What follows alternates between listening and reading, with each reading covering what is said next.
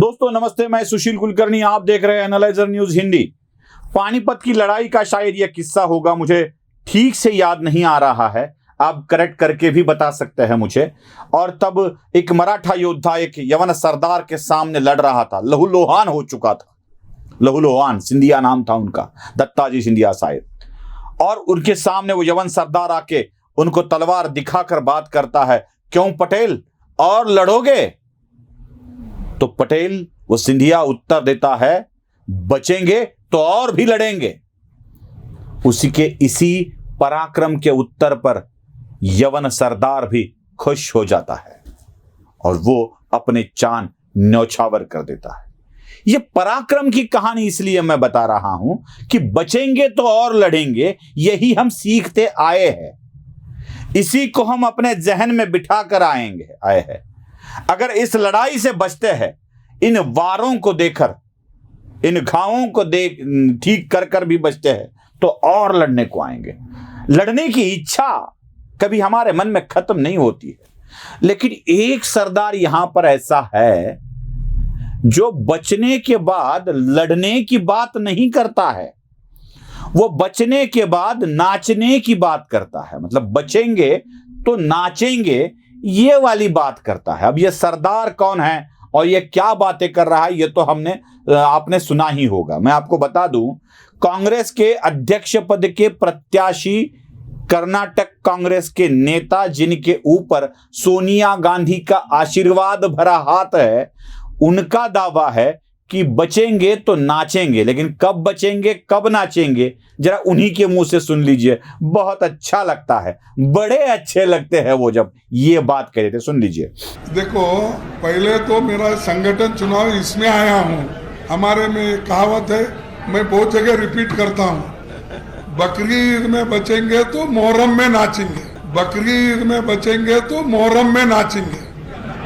पहले तो मेरा चुनाव खत्म होने दो, मैं अध्यक्ष बनने दो, उसके बाद देखेंगे। अब ये मल्लिकार्जुन खड़गे जी बचने के बाद नाचने की बात उदाहरण के तौर पर बताते हैं। अब खड़गे जी को जो सवाल पूछा गया है उसके ऊपर तो बात करेंगे ही, लेकिन बकरी ईद में वो कहावत है ना, और एक बकरे की अम्मा कब तक खैर मनाएगी? बस बकरी ईद तक ही खैर मनाएगी। उस दिन, जिस दिन ईद आ जाएगी, उस दिन तो उसको कटना तो है ही है, कुर्बानी तो उसकी देनी ही है। मुहर्रम में नाचने का मौका तब मिलेगा जब यह बकरा बकरी ईद में बचेगा। इसीलिए कर्नाटक में शायद हिंदी में यह कहावत बनी है। कर्नाटक में क्या, महाराष्ट्र में भी यही कहावत कई जगह चलती है, बकरी ईद में बचेंगे तो मुहर्रम में नाचेंगे। मुहर्रम में नाचने का मौका बकरी ईद में बचने वाले बकरे को ही मिलता है। तो यही कहानी वो सुनाते हैं मल्लिकार्जुन खड़गे जी, जो लड़ने की बात करने वाले सरदार एक तरफ और नाचने की बात करने वाले सरदार एक तरफ। अब ये मौका क्यों मिला मल्लिकार्जुन खड़गे को ये उदाहरण देने का, तो ये भी मैं आपको बताता हूं। मीडिया ने मल्लिकार्जुन खड़गे से ये पूछा कि क्या आप प्रधानमंत्री पद के उम्मीदवार भी होंगे? क्या आपको भी प्रधानमंत्री बनने का इच्छा मन में है? अब यहां अटक गए खड़गे जी।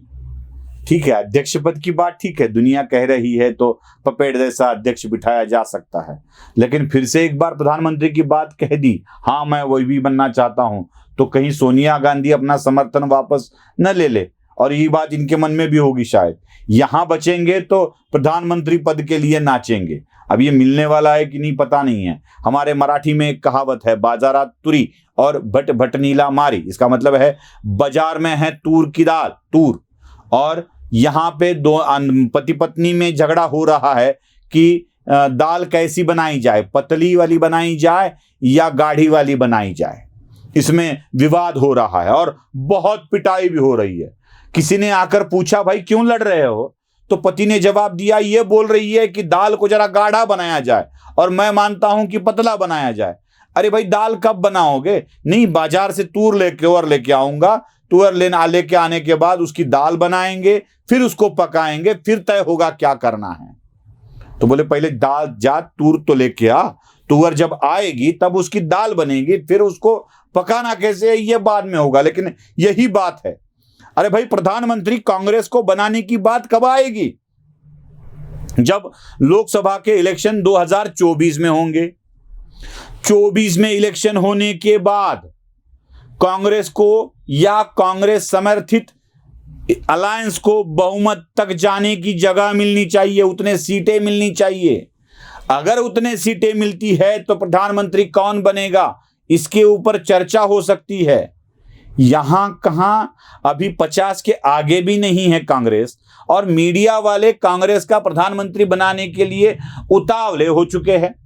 वैसे हर जगह ही ऐसा करते हैं मीडिया वाले, थर्ड फ्रंट के पास जाते हैं तो बोलते हैं कौन बनेगा प्रधानमंत्री, शरद पवार बनेंगे, ममता बनर्जी बनेंगी, तेलंगाना के राव बनेंगे, या और कोई बनेगा, या केजरीवाल बनेंगे, ये सवाल पूछते रहते हैं। वैसे कांग्रेस को बहुमत मिलने वाला है ऐसा मानकर क्या सोनिया गांधी बनेंगी, क्या राहुल गांधी बनेंगे, क्या फिर से किसी और को बनाया जाएगा, किसी और को बनाया जाएगा तो कौन होगा, मल्लिकार्जुन खड़गे होगा या शशि थरूर होंगे, बहुत सारे सवाल पूछे जाते हैं। इसी तरह बेचारे खड़गे जी को यह सवाल पूछा गया कि आप भी प्रधानमंत्री पद के रेस में हैं, तो खड़गे ने जवाब दिया, बकरी ईद में बचेंगे तो मुहर्रम में नाचेंगे। यहां अध्यक्ष पद का चुनाव लड़कर जीतने में ही यहां कई ये दिखाई दे रहे हैं, प्रॉब्लम दिखाई दे रहे हैं। अब इन प्रॉब्लम से दूर होकर खड़गे जी आगे जाएंगे तो ही लड़ेंगे ना, वहां तो यहां तो लोग सब साथ में दिख रहे हैं। अब मीडिया वाले भी कमाल के हैं दोस्तों। अब ये मल्लिकार्जुन जी को ऐसा सवाल पूछकर उन्हीं के सामने क्यों बाधाएं डाल रहे हो? अगर वो प्रधानमंत्री की बात करेंगे तो क्या उनको अध्यक्ष बनने दिया जाएगा? शायद मीडिया वाले ही चाहते हैं कि उनकी अध्यक्ष पद के चुनाव में ही बड़े व्यवधान पैदा हो, इसीलिए शायद ऐसे सवाल पूछे जाते हैं। लेकिन मल्लिकार्जुन खड़गे ने जो उत्तर दिया ना, उसी उत्तर में ही उनकी वृत्ति हमें साफ दिखाई देती है। बचेंगे तो लड़ेंगे वाली बात अलग है, और बचेंगे तो नाचेंगे वाली बात अलग है। जिसका जैसे मन में होता है, जिसके जैसे विचार होते हैं, वैसे ही उसका प्रकटीकरण होता है। इसलिए लड़ने की बात तो अब कांग्रेसियों के दिमाग में ही आती नहीं है, क्योंकि लड़ेंगे किससे और कैसे? क्योंकि जो हथियार दिए गए हैं, जो नेता दिया गया है, वो बार बार लगातार अपयशी होता जा रहा है। जब से नरसिम्हा राव ने सत्ता को छोड़ा है, तब से कांग्रेस की सीटें घटती आ रही है। अब 50 तक आ गई, तीन अंकों वाली सीटें भी नहीं मिल रही कांग्रेस को। तो लड़ने की बात इनके मन में कैसे आएगी? अब आएगी तो नाचने वाली बात ही आएगी। इसीलिए शायद मल्लिकार्जुन खड़गे भी नाचने वाली बात ही बताते रहे। वीडियो पसंद आए तो लाइक, शेयर और सब्सक्राइब जरूर कीजिएगा। धन्यवाद।